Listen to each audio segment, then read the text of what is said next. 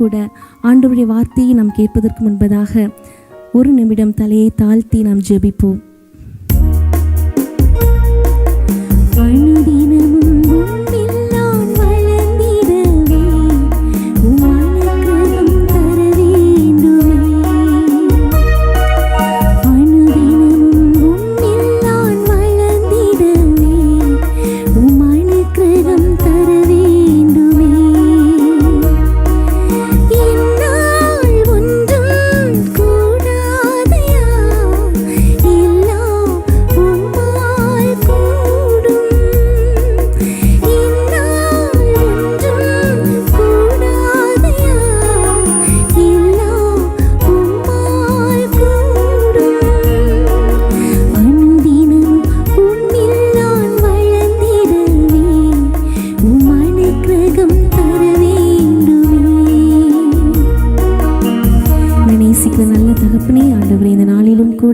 சிறிது நேரம் உடைய வார்த்தையை நாங்கள் தியானிக்க போகிறோம் ஏசப்பா.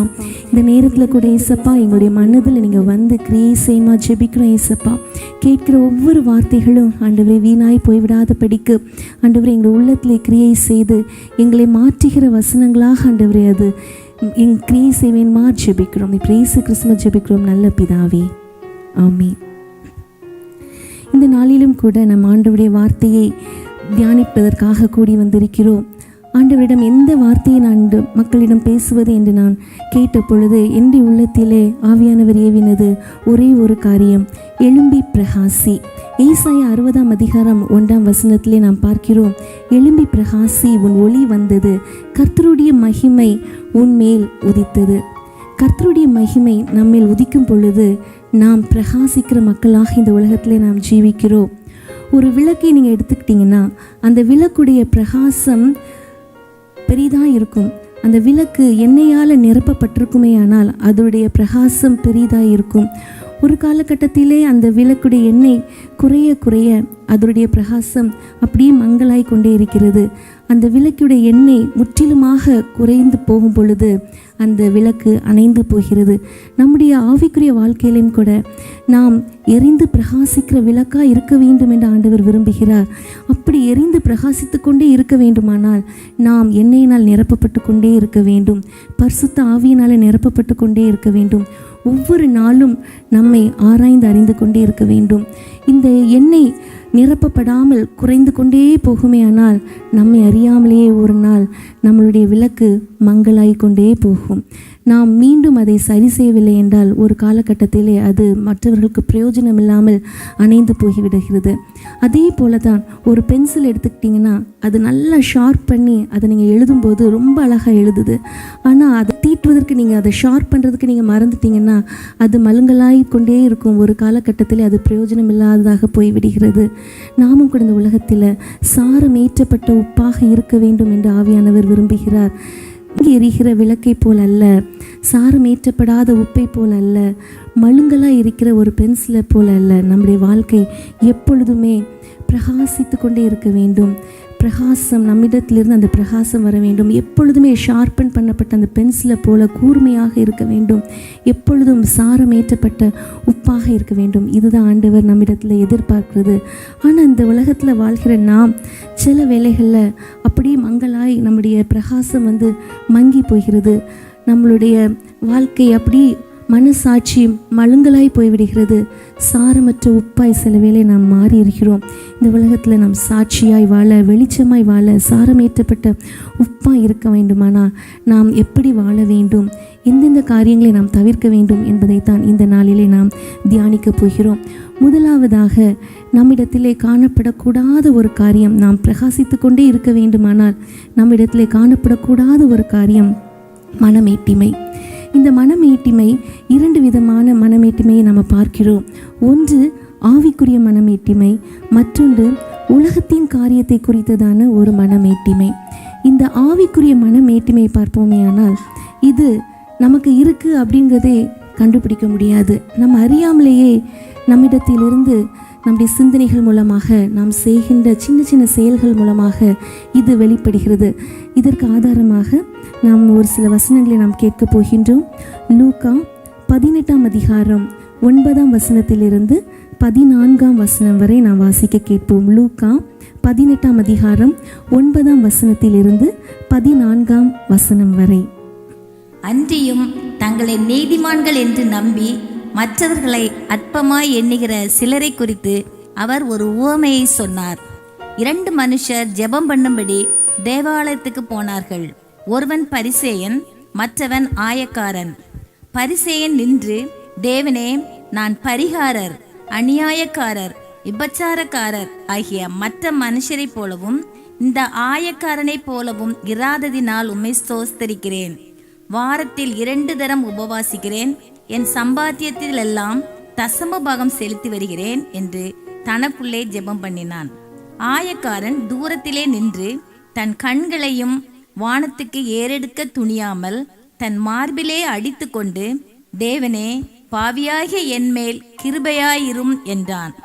அவனல்ல, இவனே நீதிமானாக்கப்பட்டவனாய் தன் வீட்டுக்கு திரும்பி போனான் என்று உங்களுக்கு சொல்லுகிறேன். ஏனெனில் தன்னை உயர்த்துகிறவன் எவனும் தாழ்த்தப்படுவான், தன்னை தாழ்த்துகிறவன் உயர்த்தப்படுவான் என்றார். பாருங்க, ஒரு அருமையான உவமை ஆண்டவர் சொல்லுகிறார். இது நமக்கு எவ்வளோ பெரிய பாடத்தை கற்றுக் கொடுக்குது. ஒருவேளை நம்முடைய மனசில் நான் டெய்லி ஆண்டவர்கிட்ட காலையில் ப்ரேயர் பண்ணுறேன், பைபிள் வாசிக்கிறேன், நான் வாரத்துக்கு 2 முறை உபவாசம் பண்ணுறேன், நான் தான் என்னுடைய சம்பாத்தியத்துல எல்லாம் கரெக்டாக தசமபாகம் எடுத்து வைக்கிறேன், நான் அவங்கள போலையா இருக்கிறேன், அவங்களாம் எவ்வளோ பாவிகளாக இருக்கிறாங்க, பெரிய பெரிய பாவம் செய்கிறாங்க, அப்போ அவங்கள விட நான் பெட்டர் தான் அப்படின்ட்டு நிறைய நேரம் நாமையே நம்முடைய ஆவிக்குரிய வாழ்க்கை குறித்த பெருமை, மனமேட்டிமை நம்மிடத்தில் இருக்குது. ஆண்டவர் சொல்லுகிறார், அந்த பரிசேயன் ஆண்டவர்கிட்ட அவ்வளோ தன்னுடைய ஆவிக்குரிய மனமேட்டிமை முறையிட்டு ஆண்டவர்கிட்ட நோக்குறான். ஆண்டவர் சொல்லுகிறார், அந்த ஆயக்காரன் தான், ஆயக்காரனுடைய ஜெபம் தான் ஏற்றுக்கொள்ளப்படுது. ஆண்டவர் சொல்லுகிறார், அவனே நீதிமானாக்கப்பட்டவனாய் திரும்பி வருகிறான். பாருங்க பிரியமானவர்களே, ஒருவேளை நாம் இந்த நேரத்தில் கூட இப்படிப்பட்ட பரியாசக்காரர் போல நம்முடைய வாழ்க்கை இருக்குமானால் இந்த நேரத்தில் நாமே ஆராய்ந்து பார்ப்போம். இந்த நேரத்தில் கூட ஆண்டவரே, ஒருவேளை இப்படிப்பட்ட சின்ன சின்ன மனமேட்டிமை என்கிட்ட இருந்துச்சுன்னா இந்த நேரத்தில் நான் அதை உம்மிடத்தில் அறிக்கையிடுகிறேன். ஏசப்பா, நான் ஆயக்காரனை போல ஒவ்வொரு நேரமும் உம்முடைய சமூகத்தில் வரும்போது நான் பாவி அப்படிங்கிறத நான் உணர்ந்து என்னை தாழ்த்தி வரணும். ஏன்னா ஆண்டவர் சொல்லுகிறார், பெருமை உள்ளவர்களுக்கு தேவன் எதிர்த்து நிற்கிறார், தாழ்மை உள்ளவர்களுக்கோ கிருபை அளிக்கிறார்.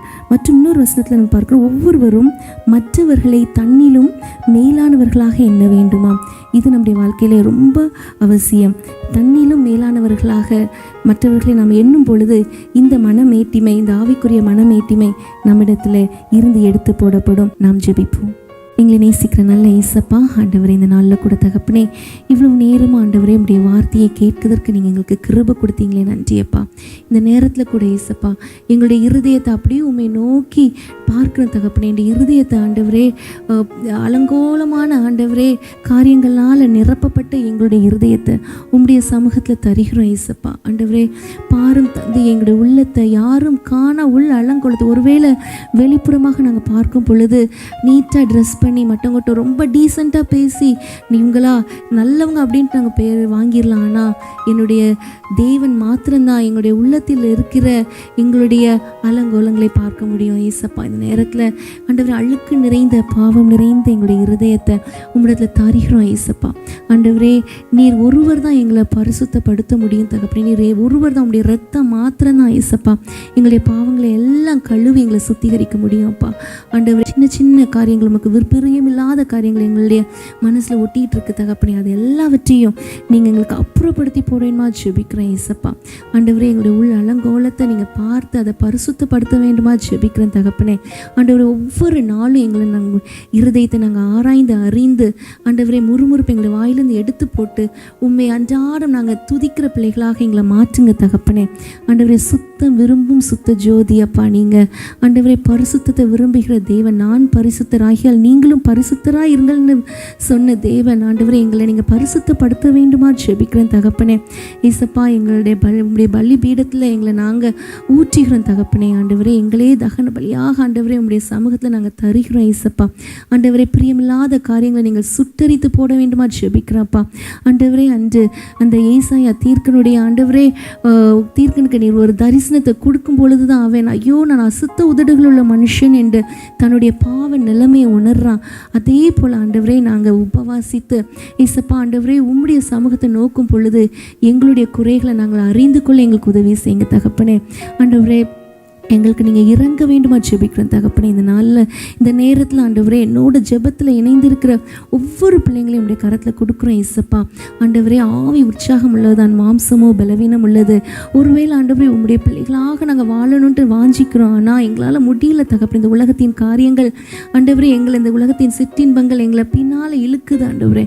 இசப்பா உம்முடைய கிருபையினால் உம்முடைய பலத்தினால தான் நாங்கள் அதை மேற்கொள்ள முடியும் தகப்பனே. நேரத்தில் கூட இசப்பா தங்களுடைய பலவீனங்களை தங்களுடைய குறைகளை உம்மிடத்தில் அறிக்கையிட்டு கொண்டு இருக்கிற ஒவ்வொரு பிள்ளைங்களையும் உடைய கரத்தில் கொடுக்குறோம் தகப்பனே. நீங்கள் தாமே ஆண்டவரை இறங்க வேணுமா ஜெபிக்கிறோம் தகப்பனே. மனம் இறங்கும் ஏசப்பா, மனம் இறங்குங்க தகப்பனே. ஆண்டவரே நாங்கள் இந்த கேட்ட செய்தியின்படியாக ஆண்டவரே ஒவ்வொரு நாள் ஆண்டவரே மற்றவங்களுக்கு பிரயோஜனமுள்ள பாத்திரமாக நாங்கள் திகழ எங்களுக்கு உதவி செய்யுங்க தகப்பனே. எங்களுடைய பிரகாசம் எப்பொழுதுமே குறையாததாக ஆண்டவரே, மற்றவங்களுக்கு ஆண்டவரே ஒளி வீசத்தக்கதாக ஆண்டவரே எங்களுடைய வாழ்க்கையை நீங்கள் மாற்றுங்க தகப்பனே. எவ்வளவு நாற்றம் எடுத்த வாழ்க்கை ஏசப்பா ஆண்டவரே. என்னுடைய இருதயத்துக்குள்ள ஆண்டவரே தீட்டான காரியங்கள் இருக்குமே, ஆனால் அந்த பிரகாசம் மங்கி மங்கி ஒரு காலகட்டத்தில் அதை அணைந்து போய்விடும் அப்பா. ஆண்டவரே நீங்கள் தாமே ஆண்டவரே எங்களுடைய இருதயத்திற்குள்ள தீட்டான எண்ணங்களெல்லாம் எடுத்து போட்டு உங்களுடைய பரிசுத்த ஆவியினால் எங்களை நிரப்பி ஆண்டவரே அதன் மூலமாக நாங்கள் பிரகாசத்தை ஆண்டவரே நாங்கள் மேலும் கூட்டிக்கொள்ள எங்களுக்கு உதவி செய்யுங்க தகப்பனே. ஏசப்பா ஆண்டவரே பிரகாசித்து மற்றவர்களுக்கு ஆண்டவரே ஒளியை கொடுக்குற பிள்ளைகளாக எங்களை மாற்றுங்க தகப்பனே. சாரம் ஏற்றப்பட்ட உப்பாக எங்களை மாற்றுங்க தகப்பனே. எங்களுடைய வாழ்க்கை ஆண்டவரே மற்றவர்களுக்கு பிரயோஜனம் உள்ளதாக அநேகர் ஆண்டவரே எங்களுடைய நடக்கையின் மூலமாக உண்மை கண்டு கொள்ள ஆண்டவரே அப்படிப்பட்டதான ஒரு சாட்சியுள்ள வாழ்க்கையை நீர் எங்களுக்கு கொடுக்க வேணுமா ஜெபிக்கிறோம் தகப்பனே. இந்த நாளிலும் கூட ஏசப்பா இவ்வளோ நேரமாக உடைய சமூகத்தில் ஆண்டவரே என் தேவன் எனக்கு உதவி செய்வார் என்று ஆவலோடு காத்து ஆண்டவரே உடைய சமூகத்தில் காத்திருந்த பிள்ளைகள் ஒரு நாளும் வெட்கமட்டு போகாத படிக்கு ஏசப்பா நீங்கள் தான் இறங்கி தகப்பனே அவங்களுக்கு எந்தெந்த காரியத்திற்காக ஆண்டவரே உம்மிடத்தில் காத்திருக்கிறாங்களோ ஏசப்பா அந்த காரியத்தை நீங்கள் நிறைவேற்றி கொடுங்க தகப்பனே. ஆண்டவரே நாங்கள் பாவம் சூழ்ந்து இந்த உலகத்தில் தான் வாழ்ந்து கொண்டு இருக்கிறோம் ஏசப்பா. எங்களால் தனியாக ஒன்றுமே செய்ய முடியாதப்பா. உம்முடைய கிருபை வேணும் தகப்பனே. நாங்கள் துதித்து ஆண்டவரே உம்முடைய கிருபை நாங்கள் பெருக்கிக் கொள்ள உதவி செய்யுங்க தகப்பனே. உம்முடைய கிருபை எங்களை சூழ்ந்து கொள்ளட்டும் ஏசப்பா. உம்முடைய கிருபை எங்களை சூழ்ந்து கொள்ளட்டும் ஆண்டவரே. காத்துக்கொள்ளுங்க தகப்பனே. ஆண்டவரே தொடர்ந்து எஞ்சிருக்கிற ஒவ்வொரு வேலைகளையும் நீங்கள் பொறுப்பெடுத்துக் கொள்ளுங்க, வழி நடத்துங்க. மீட்பர் இயேசு கிறிஸ்துவின் மூலமாய் ஜெபிக்கிறோம் நல்ல பிதாவே, ஆமென்.